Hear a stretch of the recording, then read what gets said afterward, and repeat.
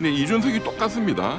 똑같은 그 젊은 윤석열이에요. 당을 그렇습니다. 사유화하던 모습을 보여주고 있기 때문에 이제 젊은 윤석열이다. 그거 알면서도 교활하게 선동하는 거죠. 국민들을 속이는 겁니다. 네, 사기꾼이죠. 이준석은 전형적인 정치 사기꾼입니다. 자금, 계좌를 좀 보자 했더니 당의 계좌하고 정책연구원 원장은 이준석입니다. 그럼 두 개의 계좌네요. 두 당의 개의 계좌와 계좌입니다. 이게 이제 정치자금법상 정치자금인데 지난달에 이준석 의원이 정책연구원 그 돈, 국민 세금을 언론에 자주 나오는 모 정치 컨설턴트 그분한테 5,500만 원을 쏘았습니다. 100% 의심거래라고 볼 수 있죠. 집이 불타고 있는데 혼자 주목받겠다고 대선 출마하는 것이 과연 정상적인가? 지난 주말 대선 출마를 선언한 이준석 개혁신당 의원을 두고 같은 당의 허은하 개혁신당 대표가 한 말인데요. 당대표도 둘, 최고위도 둘인 개혁신당. 현재 허은하 당대표 측에서 낸 당원 소환 투표 효력 정지 가처분의 신청 결과를 기다리고 있는 상황인데요. 이와 관련해서 허은하 대표 측의 법률 대리인 이병철 변호사님 모시고 이야기 나눠보겠습니다. 변호사님 어서 오십시오. 네, 감사합니다. 예, 안녕하세요. 네. 이준석 의원의 과거 이제 가처분 그때는 이제 윤핵관들이 다수의 힘으로 당 대표를 윤리위를 통해서 축출을 했던 이제 그런 사건으로 아마 다 기억하실 거고 당시 이병철 변호사님이 이준석 의원 대리인으로 또 활약했던 그 기억도 나는데 이번 가처분 그러니까 개혁신당의 당권은 이준석 의원 쪽이 좀 다수인 것 같고요.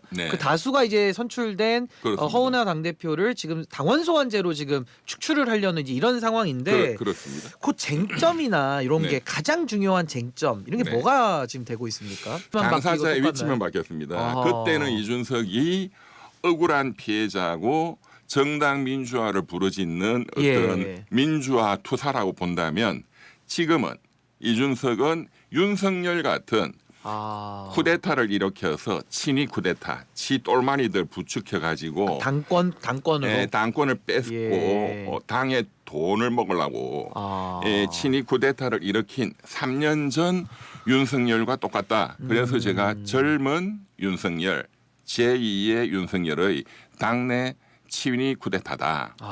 그러면 그 3년 전 그 법원의 이제 판결 내용. 을 보면 이번 그 판결 내용이 충분히 예측이 됩니다. 그때 이제 1차 가처분에서는 승소를 했죠. 이준석 의원 측이 피해자 측이. 그렇습니다. 그래서 이준석 의원이 이제 입장이 바뀌었기 때문에 지금은 사실상 윤석열 당시 대통령 당을 사유화하던 모습을 보여주고 있기 때문에 이제 젊은 윤석열이다. 당내 쿠데타가 일어나고 있다. 지금 이런 식으로 이제 허은하 대표 측은 주장을 하는 겁니다. 제가 조금 더 그 자세한 내용 이번 가처분으로 좀 좁혀서 말씀드리면 지금 당원 소환제라는 걸 한다고 하거든요. 근데 당원 소환제를 이준석 의원은 한 라디오 방송에 나와서 아무 요건 없이 지금 할 수 있다. 지금 이렇게 주장하고 있고 뭐 당원들도 그렇게 동의하는 것 같고요. 또 당헌에는 어떤 사유가 지금 정해져 있다고 하는데 이 부분은 어떻게 보십니까? 그 이준석 의원 그 발언하는 거 제가 봤고 그 언론 발언을 증거로 제가 재판부에도 제출했습니다. 한마디로 무식한 겁니다. 첫째. 또 둘째는 알면서도 교활한 거예요. 알고 그렇게 얘기를 했다. 네. 근데 이준석이 똑같습니다. 똑같은 그 젊은 윤석열이에요. 당헌에 당원 소환제에 대해서 모든 정당의 당헌에 소환 사유가 있죠. 그러니까 당 대표 등이 법규를 중대하게 위반했다. 과거에 이준석이 성매매 이런 거죠. 성상납, 증거인멸. 그다음에 당헌 당규 위반, 윤리규정 위반으로 너무나 중대한 비위가 있기 때문에 당 대표직을 도저히 수행할 수 없다. 너무나 심각한 해당 행위를 하고 있다. 이런 경우에만 가능하고 또 그런 구체적인 소환 사유를 서면으로 적어서 제출을 해야 시작이 됩니다. 그런데 그냥 뭐 무제한이다 하는 거는 무식하지는 않을 거고 알면서도 교활하게 선동하는 거죠. 국민들을 속이는 겁니다. 그러니까 몰랐으면 무능이고 알았으면 근데 100% 알기 때문에 사기꾼이죠. 알았으면 이제 이준석은 부정합니다. 전형적인 정치 사기꾼입니다. 예. 아니 그러고 하나만 더 말씀드리면 천하람 이제 원내대표인데 지금 이제 당 대표 뭐 권한대행이라고 현재 주장은 하고 있습니다. 그렇습니다. 근데 천하람 대표 얘기를 들어보면 주민소환법 규정을 준용을 해서 네. 허은하 대표를 직무 정지시키겠다라고 최고위를 연 거거든요. 지금 이 가처분하고도 굉장히 연관이 있는 얘기 아닙니까? 네, 쟁점입니다. 이거 어떻게 봐야 됩니까? 그러니까 그 천하람 주장은 뭐냐면 지네들이 최고위를 열었고 예. 그 중에 6명 중에 4명이 참석해서 당원 소환으로 넘긴다. 그리고 이제 그 결과가 나올 때까지는 당 대표의 직무가 정지된다. 이렇게 결의를 했는데 당 대표 직무가 정지된다 이런 당헌 당규의 규정이 없어요. 그러니까 어떻게 정지시키냐? 하니까 얼토당토 않게 지방자치법에 있는 그리고 주민소환법에 있는 지자체장에 대한 주민소환 투표가 열릴 때 그때 한해서 직무가 정지된다는 그 조문을 준용한다는 거예요. 첫째. 지금 이건 민사가처분의 민사소송입니다. 그 지방자치법 이런 거는 공법 규정이에요. 공법. 공법 규정을 민사소송에 끌어온다는 게 불가능합니다. 첫째. 둘째.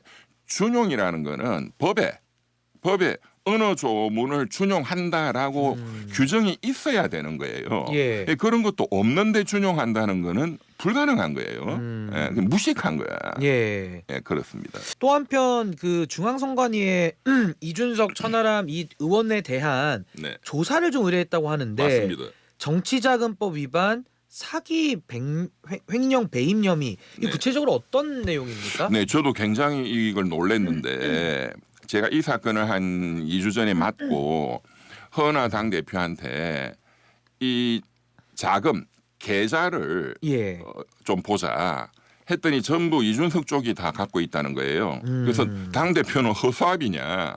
당장 이걸 은행 가서 조치를 해라 해서 당의 계좌하고 정책연구원 원장은 이준석입니다. 두 계좌를 이제 이 계좌 명칭도 바꾸고 비번도 바꾸고 해서 그 계좌의 입출금 내역들을 쭉 이제 분석을 했더니 그럼 두 개의 계좌네요. 당의 계좌와 이제 당사 부설기관인 연구소의 계좌. 그렇죠. 그런데 연구소 계좌에 있는 돈은 결국 당 계좌에서 들어가는 겁니다. 어제 이제 선관위 조사국 요원도 결국 당 계좌고 이 말은 결국 다 국가가 주는 보조금이다. 국민 세금이다 이 얘기예요. 그래서 이게 이제 정치자금법상 정치자금인데 이것을 부당하게 사용한다든가 하면은 다 징역 이런 형사처벌하도록 돼 있고 그 대표적인 사건이 작년에 명태균 게이트죠. 김영선 의원이 자기에게 꽂히는 세비 그 정치자금이잖아요.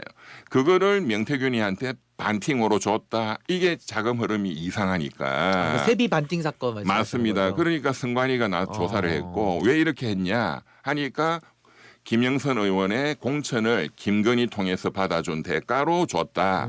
등등등이 터져나온 거죠. 그게 이제 정치자금법 위반인데 이번에도 마찬가지입니다.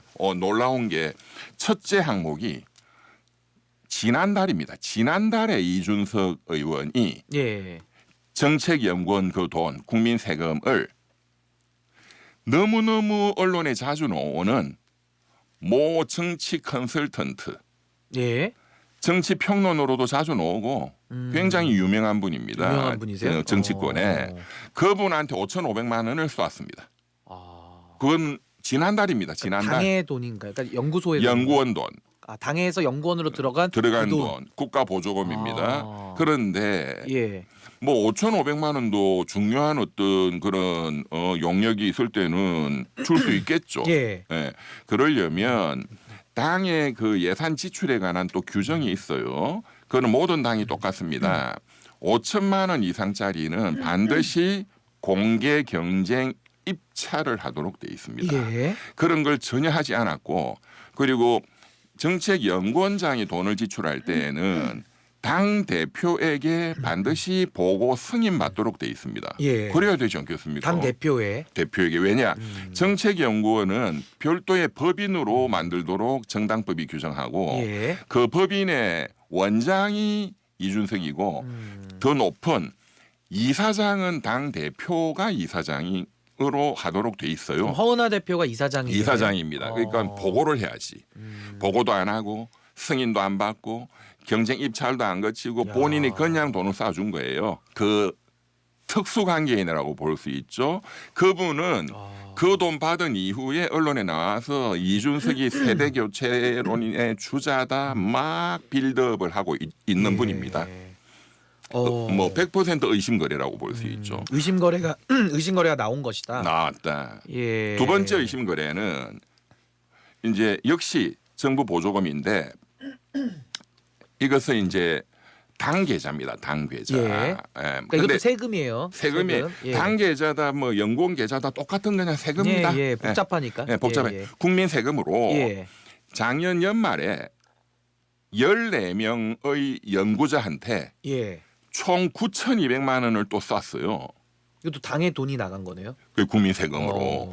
그런데 1인당 500만 원, 600만 원, 700만 원, 1,000만 원 다양하게 14명한테 도합 9,200만 원, 1억 예. 가까이 돈이 나갔어요. 근데 이것도 말씀드린 것처럼 경쟁 입찰 그다음에 이제 500만 원 이상이면은 최소 두세 군데 이상의 비교 견적을 받아서 돈을 이제 선택을 하도록 돼 있고 예. 다 규정이 있는데 그 전부 다 무시했고 이 연구를 했다는 사람들의 면면이 예. 그리고 기간이 한 달 만에 연구 보고서를 냅니다. 국민 세금을 먹으면서 저도 대학 교수 생활도 해봤지만 대학 교수님 500만 원짜리 연구비 받으면 1년 내내 연구해야 됩니다. 예. 철저하게 검증합니다. 그런데 이 사람들은 한 달 덜렁 연구했다 하면서 연구 보고서를 냈고 그런데 연구한 사람들의 면면을 보면 아니 뭐 지하 행정 데이터 전산망 구축 예. 굉장히 전문적인 분야죠. 그런데 아무런 전문성도 없는 역시 TV에 나오는 정치 평론가가 그걸 했다는 거예요. 그분도 이름 말하면 다른 분인가요? 유명합니다. 아까 그분하고 다른 분입니다. 둘 다 이준석과 굉장히 그 유착 관계에 있는 분입니다. 예. 그런 분한테 돈을 쏴준 거예요. 그분의 녹취도 지금 확보가 돼 있습니다. 그분의 녹취 내용을 들어보면 갑자기 작년 12월 연말에 예. 돈 준다고 이준석이로부터 연락이 왔다. 그래서 내가 써서 냈다. 근데 이게 지금 다 세금이잖아요. 전부 사실은. 세금입니다. 그리고 또 아까 말한 유명한 정치 컨설턴트 예. 그분 사무실에 직원한테 또 600만 원, 700만 원이 또 꽂힌 거예요. 예. 아니 근데 제가 궁금한 거는 허은하 대표가 당 대표인데 그렇습니다. 이런 과정에 대해서는 뭐 전혀 권한을 뭐 행사한 사실이 없습니까? 그러니까 이제 당의 돈 지출은 사무총장이 하죠. 김철근 씨가 그간에 예. 장악해서 막 한 거예요. 그러니까 당 대표는 허수아비 만들고 아하. 그러니까 이제 허은하 대표가 작년 5월달에 전당대회에서 선출되고 나서 예. 그런 식으로 막 하니까 자꾸 문제를 제기했고 그 갈등이 결국은 김철근 사무총장을 해임시키는 예. 그러면서 지금까지 결국은 이준석은 김철근 사무총장을 앉혀서 이 당의 돈을 장악하겠다는 목적 이 굉장히 있었다라고 보여집니다. 그러니까 이 부분은 지금 이병철 변호사님의 주장은 그러니까 이 사건의 본질은 김철근 사무총장에 관한 인사 문제고 네. 그 본질은 이제 돈과 관련됐을 수 있다. 그렇습니다. 그 자료들을 지금 그 이야기하신 거예요. 조사를 어제 중앙선관위 조사국이 시작했다. 그럼 앞으로 이제 절차는 어떻게 됩니까? 이제 조사국에서 조사하면 이제 이게 이제 형사처벌 대상에 이제 혐의가 짙다 하면 검찰로 고발합니다. 예. 작년 김영선 의원 명태균 게이트도 똑같이 검찰로 넘어갔고 창원지검이 구속시켰죠. 이제 그런 절차가 진행이 되고 선관위가 조사하는 것은 정치자금법 위반만 조사합니다. 정치자금법만 네, 조사하는군요. 그렇습니다. 지금 이 사건은 국가보조금법 위반, 사기, 횡령, 예. 개입 이것은 별도로 공수처 및 검찰에 또 별도의 법적 조치를 예. 한 상태입니다. 그래서 하여튼 이 부분에 대해서는 이준석 의원이나 또 천하람 대표 측 입장도 반론권을 저희가 실어드릴 테니까 또 섭외가 되면 저희가 말씀드리도록 하겠습니다. 네. 오늘은 여기까지 하겠습니다. 네. 지금까지 개혁신당 허은하 대표 측 법률 대리인 이병철 변호사님과 함께했습니다. 변호사님 고맙습니다. 감사합니다.